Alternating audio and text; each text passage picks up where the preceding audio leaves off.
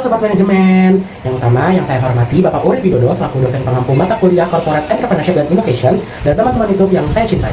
Nah, pada kali ini teman-teman, aku sedang bersama pemilik usaha dari Jago Ramen loh. Nah, ini salah satu termasuk dalam UMKM di Indonesia.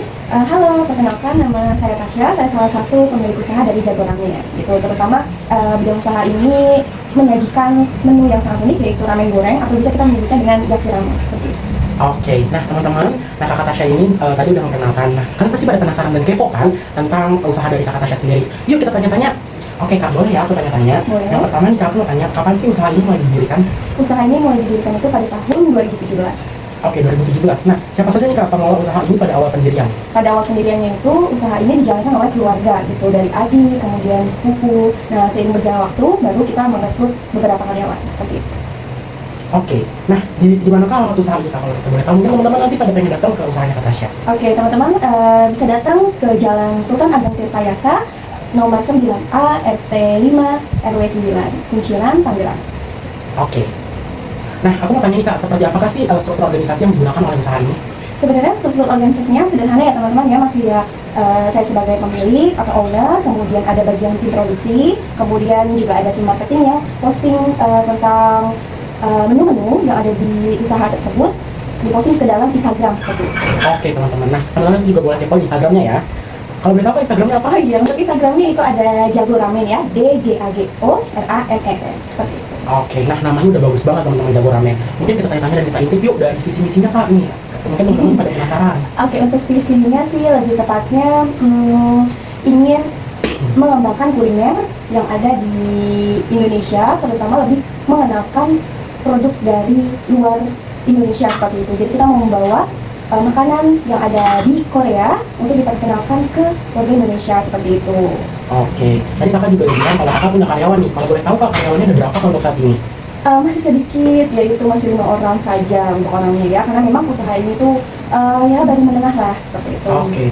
Nah teman-teman, tadi Kak Tasya udah bahas bahwasannya usaha Kak Tasya ini masuk ke dalam range menengah. Nah langsung aja kita tanya ke inti dari pertanyaan teman-teman tentang aset dan omset kita. Oke. Nah aku mau tanya, apa saja sih aset yang dimiliki oleh usaha kakak pada saat ini? Asetnya belum cukup banyak ya Mas Farhed, itu ya seperti kita tahu pasti ada tempat dulu ya, bangunan, kemudian alat-alat masak seperti kulkas penyimpanan bahan baku, panci dan lain sebagainya, kemudian kendaraan untuk pengiriman juga seperti itu. Oke, nah kan kakak sendiri tadi bilang kalau misalkan itu aset-aset yang dimiliki ya. Nah bagaimana sih cara kakak sendiri memelihara aset tersebut gitu? Yang pasti kita melakukan pengecekan ya, jadi kita juga melakukan sekiranya ada kerusakan gitu ya, kita tangani secepatnya atau kita servis juga gitu. Yang pasti kita menggunakan aset tersebut, kendaraan dan lain sebagainya itu dan dengan sebaik mungkin gitu, jadi biar nggak cepat rusak juga. Itu jadi salah satu cara merawat aset tersebut. Oke teman-teman, sangat-sangat bagus ya dari manajemen kakaknya untuk merawat asetnya. Nah sekarang pertanyaan nih teman-teman, berapa sih kak kalau boleh tahu dengan total aset yang kakak miliki pada usaha kakak? Mungkin bisa dibilang di atas aset keseluruhan ya. Dihitung bangunan juga nggak nih? Boleh tanpa bangunan tanah dan juga kalau tanpa ya. Ya. Mungkin kurang lebih 100 ke atas kali ya. Wow, besar ya teman-teman, 100 juta ke atas gitu. Oke kak, nah tadi udah bahas tentang aset nih. Nah sekarang kak aku izin mau tanya tentang omsetnya. Nah bagaimana sih kak tren dari omset usaha kakak ini dalam 1-3 tahun terakhir? Apakah ada peningkatan atau penurunan? Jika ada, penyebabnya apa tuh kak kalau boleh tahu? Untuk omset sendiri sebenarnya cenderung stabil ya. Terus terkadang terjadi lonjakan omset itu ketika misalkan libur akhir tahun Natal gitu, kemudian libur hari raya juga, kemudian ketika tahun baru itu kan banyak sekali ya para pemuda apalagi yang suka jajan gitu, dan situ kadang omset juga naik gitu ya. Terus kemudian kami pernah mengalami penurunan juga yang Mas Hai ketahui bahwa kita pernah mengalami yang namanya kondisi COVID ya. Nah di situ tuh cukup sangat berdampak bagi kami ya, para pelaku UMKM tersebut, sehingga kita pernah mengalami juga penurunan omset yang cukup tinggi gitu. Nah lanjut kak, nah apakah kakak memiliki target omset untuk tahun yang akan mendatang? Jika iya, apa langkah konkret yang akan kakak ambil untuk mencapainya? Pasti kita selalu punya target omset ya, jadi pasti kita selalu ingin meningkat gitu. Mungkin cara yang dilakukan itu dengan berinovasi terus gitu. Nah berinovasinya terus, misalkan saya memiliki usaha yaitu yaki ramen, dan saya menambahkan beberapa dessert gitu seperti donat, brownies, apalagi anak muda Gen Z itu suka banget ya. Terus saya juga nambahin menu western sih, kayak spaghetti gitu. Wow, berarti benar-benar berinovasi banget ya kak? Iya, biar nanti omsetnya juga naik gitu. Jadi kita juga ikuti perkembangan zaman gitu. Betul. Oke teman-teman, berarti kakaknya ini emang benar-benar bagus banget dalam mengelola usahanya sendiri gitu. Nah kak, pertanyaan selanjutnya lagi masih tentang omset nih. Oke. Kalau boleh tahu, apa sih kak tantangan terbesar dalam meningkatkan omset? Apakah terkait dengan permintaan pasar, atau persaingan, atau kapasitas dari produksi? Nah kalau misalkan ada, apakah ada strategi spesifik dari kakak sendiri? Mungkin kompetisi sih ya, karena zaman sekarang tuh banyak sekali pelaku usaha yang super kreatif juga Ya. gitu. Jadi ya mungkin itu salah satu tantangan buat saya juga dalam melakukan bisnis ini gitu.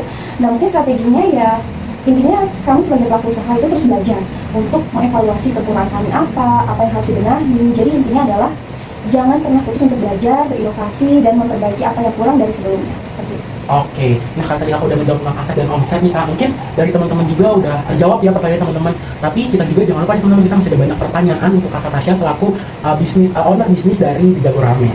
Oke kak, aku izin bertanya lagi pertanyaan selanjutnya nih kak, tentang rival atau pesaing kak. Mungkin kakak kan jualannya di sekitaran kampus atau sekitaran perkantoran tuh kak. Apakah ada pesaing-pesaing yang menurut kakak kayaknya wah ini pesaing berat nih? Ada sih, jadi sebenarnya pesaingnya bukan yang satu menu dengan usaha saya gitu. Misalnya saya jual ramen, pesaing saya juga jual seperti itu tuh belum tentu juga. Jadi ada makanan yang memang jauh lebih murah, apalagi di kantong mahasiswa ya gitu. Misalnya contohnya nasi warteg, ya walaupun juga peminatnya banyak ya, karena apalagi mahasiswa cari yang murah kan gitu.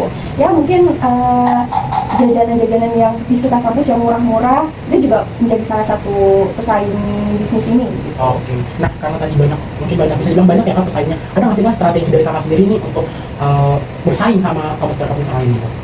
Strateginya sih balik lagi tadi ya mas, yang sudah saya bilang, terus berinovasi, terus belajar, mengevaluasi terus kekurangan-kekurangan yang dimiliki, kemudian juga jangan lupa juga untuk menyejahterakan karyawan sih, karena usaha itu berjalan lancar ya bukan karena diri saya juga gitu, pasti ada faktor pendukung lain, contohnya dari kinerja karyawan gitu. Jadi mungkin strateginya selain dari luar, saya harus internal dulu gitu, jadi memperbaiki yang dalamnya dulu, menyejahterakan karyawannya gitu. Kalau karyawannya kerjanya juga nyaman sama kita gitu, jadi kita bisa maju bersama-sama, bisa berinovasi bersama-sama gitu. Kadang kita memang menghasilkan juga nih Ya, dari betul, karyawan betul. kan gitu.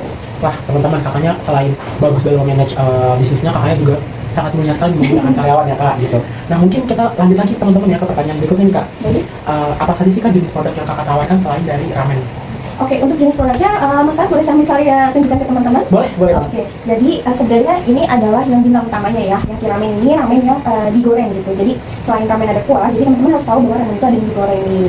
Kemudian untuk pelengkap yang tadi saya bilang, ini saya punya menu western, yaitu ada spaghetti. Nah ini adalah spaghetti yang rasanya tuh unik gitu, jadi kayak light tapi tetap gurih gitu teman-teman ya.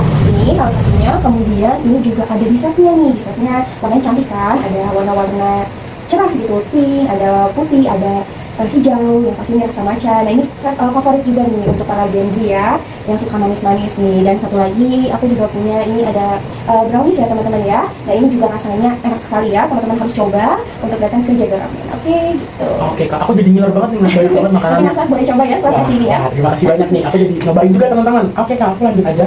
Nah ada nggak sih kak produk unggulan dari Jago Ramen atau dari yang kakak bisnisin gitu?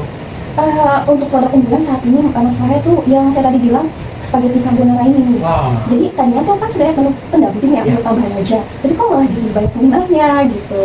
Jadi untuk menu yang unggul itu malah sekarang si spaghetti carbonara ini gitu. Oke. Tapi yakni ramen tetap banyak peminatnya. Jadi ini kayak pesaing nih sama si yakni ramennya gitu. Nah teman-teman, ternyata kakak Tasya ini benar-benar berinovasi, dan ternyata di inovasinya itu benar-benar juga ada pesaing nih antara makanannya, antara Jago Ramen gorengnya sama si spaghetti carbonaranya. Tapi tetap jagoan utamanya adalah si Jago Ramennya teman-teman gitu. Lanjut nih kak ke pertanyaan berikutnya, mungkin teman-teman juga udah penasaran lagi nih kak sama pertanyaan berikutnya. Bagaimana sih kakak menjaga kualitas produk biar tetap bagus gitu loh, karena kan banyak banget nih yang dijual gitu, masih ada orang berpikiran kayak pasti kan jualannya kayak asal milih aja nih barang-barangnya, atau enggak asal milih aja bahan-bahannya. Nah dari kakak sendiri ada nggak tuh bagaimana cara biar tetap kualitasnya bagus? Untuk kualitas bagus ya tetap kita menggunakan, kita konsisten dalam pemilihan produk gitu. Bukan berarti ketika ada suatu produk yang selalu kita pakai dan mengalami kenaikan harga, kita ganti nih mencari alternatif yang lebih murah Ya. gitu. Justru itu mempengaruhi rasa kan. Betul. Nah jadi kami konsisten tetap pada pemilihan produk dari awal gitu. Mungkin dari kami akan menaikkan sedikit harga seperti itu, tapi dengan menaikkan sedikit harga itu tidak akan mengubah rasa gitu, bentuk ataupun ukuran. Jadi untuk para konsumen itu akan tetap merasa puas gitu. Oke, nah tadi kan kakak udah bahas tentang bagaimana cara memilih bahan bakunya kak. Aku coba mau tanya ke pertanyaan berikutnya lagi nih kak, kayak bagaimana sih kak tahapan-tahapan kakak dalam proses pembuatan produknya sendiri? Karena kan ini juga bisa dibilang banyak ya, jadi apakah ada yang PO dulu atau gimana kak?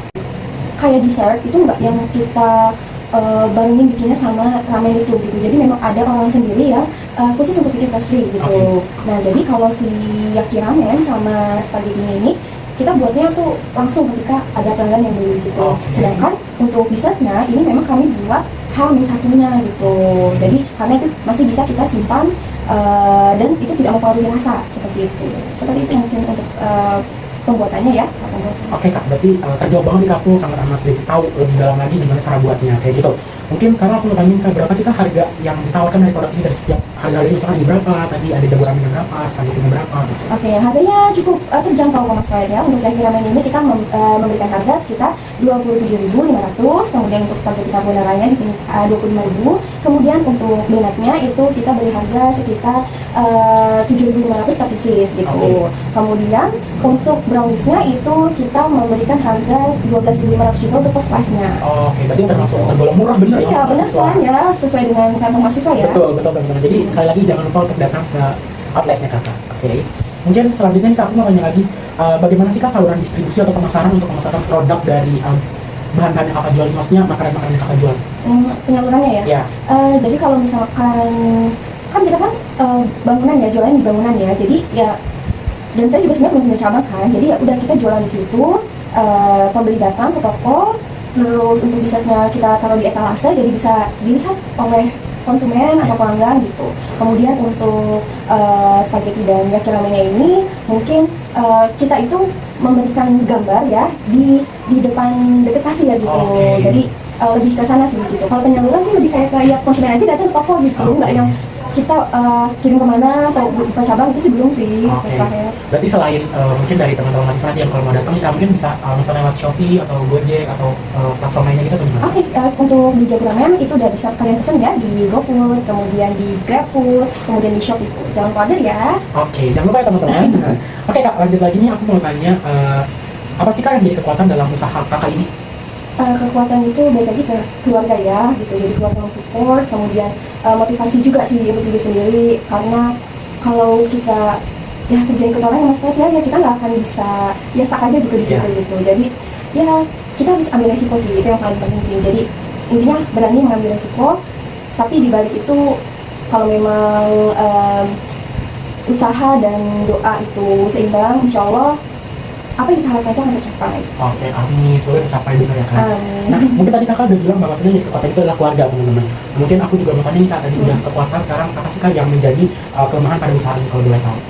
Untuk kelemahannya di sini mungkin ini kali yang saya belum banyak sekali untuk merekrut karyawan ya, karena memang butuh kepercayaan penuh kepada karyawan ya gitu. Jadi sebenarnya nggak selalu berjalan mulus Mas Fahid, ada aja yang kendalanya gitu. Jadi mungkin manajemen sumber daya manusianya yang mungkin perlu saya evaluasi lagi gitu, seperti itu. Itu aja sih Mas Fahid sih. Oke, berarti kalau untuk kelemahan sendiri ada sumber dayanya sendiri ya kak, Iya. kayak gitu. Nah mungkin nih aku mau tanya juga, dan mungkin teman-teman netizen dan juga penonton YouTube penasaran nih kak, kayak apa saja sih peluang yang dapat dimanfaatkan oleh usaha kakak ini? Peluangnya? Ya. Peluangnya saya bisa menciptakan lapangan pekerjaan untuk orang lain gitu, walaupun memang belum banyak, setidaknya saya sedikit membuka lapangan pekerjaan untuk orang lain gitu. Terakhir nih kak, pertanyaan dari aku dan sudah sebagai pertanyaan penutup, siapa sih kak ancaman dalam menjalankan usaha ini? Ancaman? Ya. Ancaman dalam usaha ini itu jawabannya adalah diri sendiri. Kalau dari diri kita sendiri ini nggak yakin, ya usaha ini nggak akan bisa berjalan gitu. Jadi keberhasilan dari diri kita sendiri, ancaman atau keterpurukan itu juga dari diri kita sendiri. Jadi kalau memang kita yakin, insya Allah akan berhasil gitu. Jadi harus kita yakin, kemudian didukung sama usaha juga ya. Selain yakin itu harus usaha, kemudian doa gitu. Jadi dalam menjalankan usaha juga jangan berpikir yang negatif terus gitu, tapi udah maju gas terus gitu. Oke. Nah, tadi adalah pertanyaan penutup teman-teman. Tapi sebelum sebelum saya akhiri, mungkin saya minta untuk kakak Tasya memberikan motivasi nih kepada teman-teman netizen, teman-teman kuliah aku atau juga kepada teman-teman YouTube, dan juga mungkin sekaligus sebagai closing statement dari kakak Tasya. Oke, untuk teman-teman jangan pernah takut untuk mencoba, ambil resikonya, terima konsekuensinya gitu. Karena kalau kita tidak mencoba, kesempatan itu tidak akan pernah datang seperti itu. Jadi intinya jangan pernah takut seperti itu.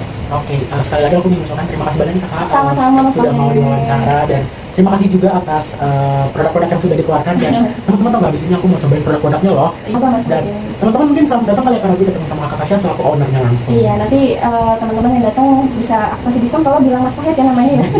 Oke, terima kasih banget sekali lagi ya, Kak. Sama-sama, Terima sehat kasih. selalu juga Mas Amin, Fahidnya. amin. Saya juga untuk Kakak dan teman-teman netizen dan juga teman-teman itu, aku ucapkan terima kasih banyak sudah nonton sampai akhir, sudah mengikuti, dan sampai ketemu lagi sama aku di video-video berikutnya. Bye-bye.